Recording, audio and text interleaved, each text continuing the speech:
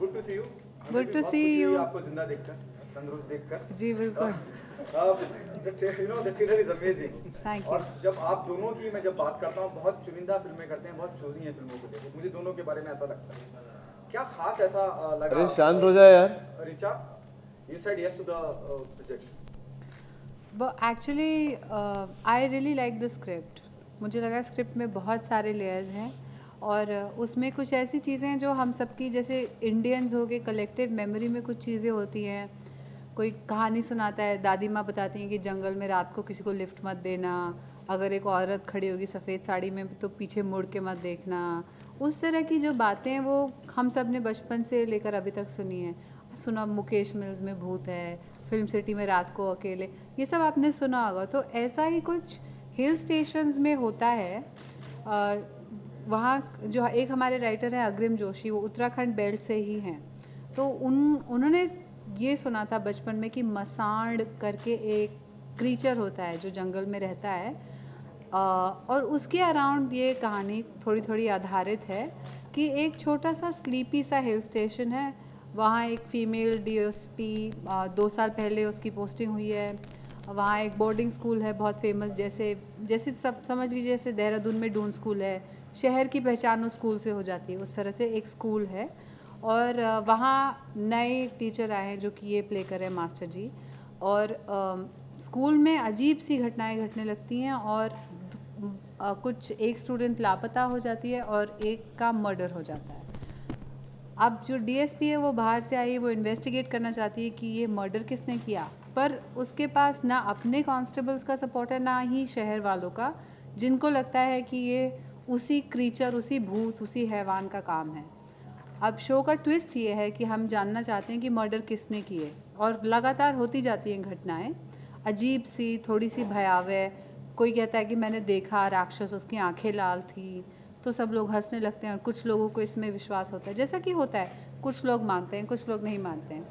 The crux of the show is that only कि ये किसी भूत का काम है या किसी इंसान का काम है जो कि बहुत मास्टरमाइंड है, और उसमें एक ड्रग रैकेट का एक जो पृष्ठभूमि है वो वैसी है कि बच्चों को जो टॉफ़ीज़ दी जाती है उसमें कुछ मिलावट करके मिल रही है, जिसमें इनका बहुत कंसर्न है, क्योंकि वो जी जो वही पढ़ाते हैं। सर आप सर हाँ, आप क्या कहना हैं? किस बारे में? जैसे मैंने कहा कि बहुत इंपॉर्टेंट होता है, कोई भी आप प्रोजेक्ट चुनते हैं, बड़े चुनिंदा प्रोजेक्ट। जी अच्छा अच्छा हाँ what special about candy? Sorry, मैं इनकी बातों पे ध्यान दे रहा था, आपका प्रश्न भूल गया। सो ये कि जब OTT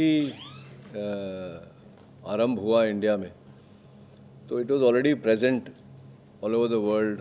नेटफ्लिक्स, अमेज़ॉन ये आ चुके थे यहाँ। और जब मैं उनके शोज़ देखता था तो उनके शोज़ और हमारे शोज़ में एक छोटा सा एक फ़र्क मैंने पाया कि हमारे शोज़ में वो एक हीरो, हीरोइन और एक विलन ऐसे, और बाकी खूब सारे हेंचमैन होते थे। फिर हमने प्रोग्रेस किया, वी स्टार्टेड सीइंग। मैंने एक शो किया था हॉस्टेजेस, जो एंसेम्बल शो था, दिल्ली क्राइम, मिर्ज़ापुर, ऐसे शोज़ आने लगे। फिर भी मुझे कुछ ऐसा लगा कि कुछ कोई एक चीज़ मिसिंग है। तो जब मैंने कैंडी की स्क्रिप्ट पढ़ी तो तब वो अंदर से एक आवाज़ आती ना, हाँ दैट्स द वन। कैंडी एक ऐसा शो है जहाँ कोई हीरो नहीं है, कोई हीरोइन नहीं है, कोई विलन नहीं है, जितने कैरेक्टर हैं, it's an ensemble show. I am proud to be headlining this show with Richa Bhatt. All the characters, जितने किरदार हैं, जितने पात्र हैं इस शो में, सबके अंदर एक हीरो भी है, एक विलन भी है, जैसा कि हम सब में है। There is a good side, there is a bad side, there is a inner struggle कि हम वो गुड साइड को लेकर अपने ही बैड साइड से लड़ते रहते हैं, और उस पर कंट्रोल पाने की, उस पर काबू पाने की कभी कभी वो बैड साइड गुड साइड पर हावी हो जाता है। तो हर पात्र जो हमारी कहानी का है वो इसी तरह का है।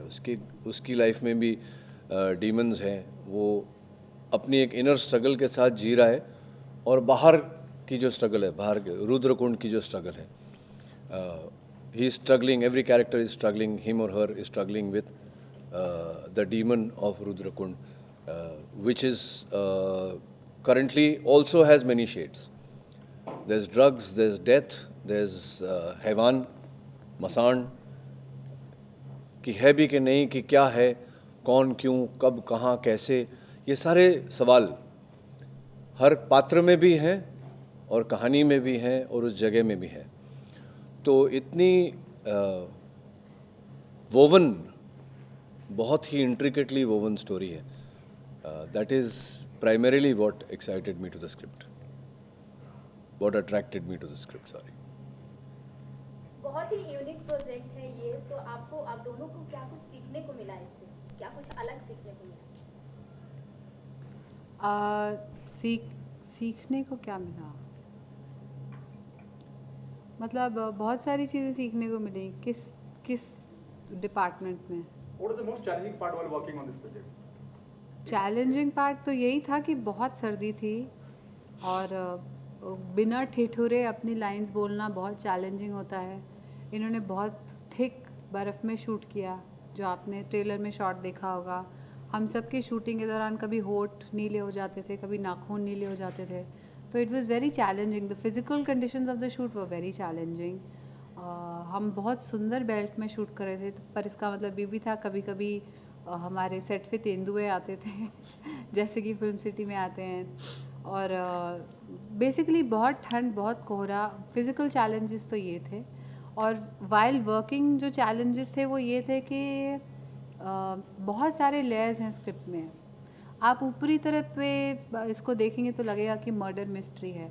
ध्यान से देखेंगे तो लगेगा कि क्या ये फादर फिगर्स को एक्सप्लोर कर रही है स्टोरी, या ये पेरेंटिंग को एक्सप्लोर कर रही है. उस तरह की चीज़ें जिनसे हम सबका वास्ता पड़ता है लाइफ में, in our families, in our homes. कहीं ऐसी दुविधा कि जैसे मैं अपने कैरेक्टर की बात करूं तो वो डीएसपी है, वो फीमेल है. ज़रूरी नहीं है उसके थाने का हर आदमी जो कांस्टेबल हो या उससे बिलो रैंक में हो वो उसकी बात माने आराम से. तो उसको कभी कभी चिल्लाना पड़ता है. ज़रूरी नहीं है कि उसके गांव वाले उसको सपोर्ट करें, क्योंकि उनको लगता है भूत का काम है, मर्डर कैसे इन्वेस्टिगेट करेगी ये लड़की. और उसमें ये है कि मुझे लोकल नेता से भी बना के रखनी है, वरना मेरी दोबारा ट्रांसफ़र हो जाएगी, पर मुझे अपना काम भी करना है. तो every character is dealing with many things. तो वो एक इमोशनली चैलेंजिंग बस ये था कि जब भी हम एक शॉट दें, वो 1 मिनट का शॉट होता है, पर पूरी स्क्रिप्ट के लिए वो बहुत डिफाइनिंग मिनट हो सकता है. तो वो सब याद करके करना, क्योंकि आपको पता है सीरीज़ में हम सीक्वेंशली शूट नहीं करते. एपिसोड 1 करते हैं, फिर एपिसोड 8 का कुछ कर लेते हैं, फिर एपिसोड 6. तो हमें पूरा ग्राफ याद करना पड़ता है, अपना ही नहीं, इनका भी, दूसरे को एक्टर का. तो that is quite challenging. Sir आपका? तो मेरा जो संघर्ष है, that started from day one, I think, because I saw a lot of potential in the script and in my character.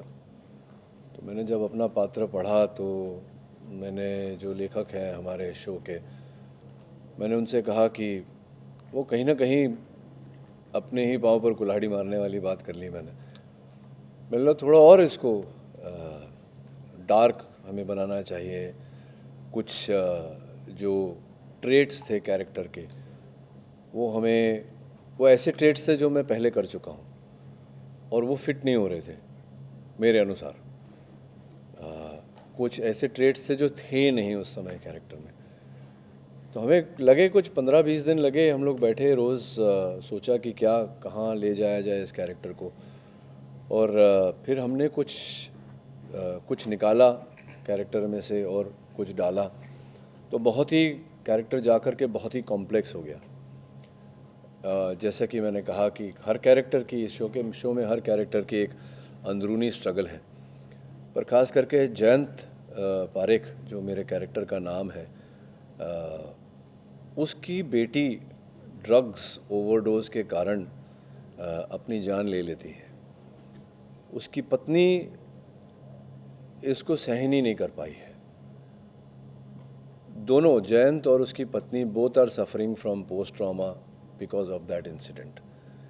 PTSD जो है वो बहुत ही एक mental illness, PTSD, it's a very difficult for a normal person to. और मैं बड़ा खुशमिजाज बंदा हूँ, तो मेरे लिए पहले पीटीएसडी को समझना और उसको इस तरह से प्ले करना कि ऑडियंस भी समझे। तो जैसे कि मैंने कहा था, जयंत पारेख अपने पर्सनल लेवल पे, अपने फैमिली लेवल पे तो वो डील कर ही रहा था। अब अपनी पत्नी को लेकर वो जाते हैं पहाड़ों में, सोचकर कि कहीं ना कहीं राहत मिलेगी, जिस समय से हम गुज़र रहे हैं और जो मानसिक स्थिति है हमारी, उससे राहत मिलेगी। तो वो जा कर के वहाँ एग्रीवेट हो जाता है। जो घाव भरने चाहिए थे वो ताज़ा हो जाते हैं और उसके ऊपर नए घाव लग जाते हैं बारी बारी एज द स्टोरी प्रोग्रेसेस। तो फिर जैसे कि मैंने बताया आप सबको कि हर कैरेक्टर, वो चाहे डीसीपी रत्ना संखावर हो, जो वॉज अ पुलिस वुमन, वर्दी में महिला, इनके अपने चैलेंजेस हैं। तो ऑब्वियसली जिस तरह से ये मास्टर जी से बात करती हैं, तो वो एक अलग मास्टर जी को समझ में नहीं आ रहा कि मैं तो आपके लिए अच्छा करने की कोशिश कर रहा हूँ, आप क्यों इस तरह से मुझे बात कर रही हैं। तो जो कैरेक्टर के साथ बाकी भी जो कैरेक्टर्स हैं उनके साथ जो डायनामिक्स हैं, तो एक नॉर्मल मीट्स नॉर्मल के डायनामिक्स अलग होते हैं, and complications meet more complications, उसके डायनामिक्स बड़े चैलेंजिंग हो जाते हैं।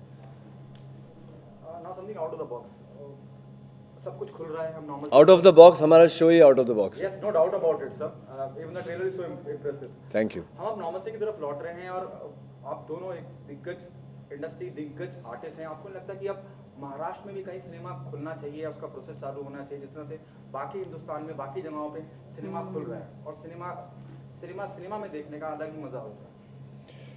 सही कह रहे हैं आप, सही कह रहे हैं। ये महामारी से सभी लोग पीड़ित हुए, कोई ज़्यादा हद तक, कोई कम, but somewhere we have to take it in a stride, we have to come back to, if not normal, near normal भी नहीं तो कहीं ना कहीं इसे साथ में ले करके किस तरह से, हर पेंडेमिक में ऐसा होता है। तो जब से पेनिसिलिन बना तब से पेंडेमिक आ ही रहे हैं, and people have learn to live with it. और मुझे पूरा विश्वास है कि हम भी ऐसा करेंगे। और मुझे भी ऐसा लगता है कि आपकी बात बिल्कुल सही है, थिएटर्स खुलने चाहिए, लेकिन थिएटर्स महाराष्ट्र में नहीं खुल रहे हैं। इसका कारण क्या है? हम सब जानते हैं that Maharashtra is the most afflicted state. Corona की बात की जाए तो maximum number of cases and the fastest spreading has happened in Maharashtra. हो सकता है इसको मद्देनज़र रखते हुए प्रशासन कुछ स्टेप्स ले रहा है, हो सकता है वो इस समय जिस हम बात कर रहे हैं और वो सोच भी रहे हैं खोलने का। So this is something that the people in the good offices, you know, administrative offices, political offices, the medical offices, मुझे लगता है ये जॉइंट डिसीजन उनका होगा। और अगर उन्होंने सोचा है कि हिंदुस्तान के अन्य शहरों में जब खुल गए हैं हम ना खोलें, तो उसकी वजह कोई होगी, ठोस वजह होगी, जिसकी जानकारी हमें एज कॉमन सिटीजन्स नहीं है। But I think by and by we'll get there. क्या हाँ, इम्पोर्टेंट, देखिए इकोनॉमिकली जब हम बात करते हैं, फाइनेंशियली हम बात करते हैं, तो बहुत अहम मायने रखता है महाराष्ट्र के थिएटर खुलना। जी हालांकि और भी टेरिटरी देखिए, फिल्म इंडस्ट्री के लिए सबसे ज़रूरी है महाराष्ट्र की कलेक्शन, हिंदी फिल्म इंडस्ट्री के लिए मैं मानती हूँ। पर मैं ये भी जानती हूँ कि जब सेकेंड वेव की पीक थी तो आपको ट्विटर, इंस्टाग्राम पे जो मैसेजेस आ रहे थे ऑक्सीजन की कमी, बेड्स की कमी, उनमें से शायद ही कुछ मुंबई, महाराष्ट्र से आए हों। ठीक है, उसकी वजह ये है कि यहाँ वेदर यू लव इट और हेट इट और स्टे पॉलिटिकल, थर्ड वेव की तैयारी में उन्होंने पहले से बहुत बड़े बड़े स्टेडियम्स में मैनी थाउजेंड बेड फैसिलिटीज़ तैयार करके रखी, ऐसे समय में, बट जब बाकी समय में, जहाँ बाकी स्टेट्स में जब नंबर्स को जुटलाया जा रहा था, जिस पे अलग इन्वेस्टिगेशन चल रही है, even today as we speak, Kerala जहाँ बहुत अच्छा रहा था सेकेंड वेव का कंट्रोल, वहाँ केसेस फिर से बढ़ गए हैं। यूपी में जैसा कि आप जानते हैं, सस्पेक्टेड डेल्टा वेरिएंट से बहुत सारे बच्चों की मौत हो रही है, पर वो हमारे बड़े न्यूज़पेपर्स में शायद नहीं आती क्योंकि वो गरीब बच्चे हैं, पर बच्चे तो हिंदुस्तान के ही हैं। यूपी से महाराष्ट्र आने के लिए आपको वीज़ा नहीं लगता, अलग पासपोर्ट नहीं लगता, तो जाहिर सी बात है जब लोग इसी देश में ट्रैवल करेंगे तो केसेस बढ़ेंगे। इसलिए ये सोच के अगर उन्होंने क्लोज स्पेसेस में कुछ बंद करके रखा है तो मैं समझ सकती हूँ उनकी वजह, उनकी मजबूरी। उनको भी मज़ा नहीं आ रहा होगा, they must be bleeding financially. फिल्में चलती हैं तो पूरा एक इकोसिस्टम, एक पूरी इकोनॉमी चलती है, पर क्रिएटिवली सोचना चाहिए। मुझे लगता है कि अहमदाबाद में एक ड्राइव इन थिएटर है, दिल्ली में एक ओपन एयर थिएटर हुआ करता था फलकनुमा, वहाँ बहुत खूबसूरत फिल्में चलती थी, बहुत बड़ा सा एम्फी थिएटर था। इस तरह की अगर कुछ पहल हो सके, क्योंकि ऐसा लग रहा है कि COVID is here to stay, तो इस हमें creatively we'll have to find a solution कि इकोनॉमिकली भी हम पे इम्पैक्ट ना हो, पर हमारे लोग भी नहीं मरे, क्योंकि दोस्त जान है तो जहान है, मुर्दा लोग फिल्में नहीं देखते ना। Last question please. हम थ्रू। Thank you. अरे नो यार, एक क्वेश्चन तो पूछो यार, ये गलत बात है यार। Overall experience with each other. Mind blowing. किससे क्या सीखा? मैंने इनसे सीखी इंटेंसिटी, ये काफ़ी अरे यार, रहते तो हैं आप सेट पे तो an बहुत actor of your caliber saying things like that. It's nice. मैं तो Thank हंस you, से man. खेल के Thank कर you, लेती thank हूँ, you. मतलब बहुत I learn a lot, so good experience. पर बाकी आप लोग भी Thank ध्यान you. रखिए, बहुत भीड़ वाली जगहों में जाते हैं, हाँ, प्लीज़। बहुत अजीब समय चल रहा है, लाइफ का कोई भरोसा नहीं है। Take care of yourselves, yeah, even after really vaccination, really take please. Care of yourselves. Okay, done.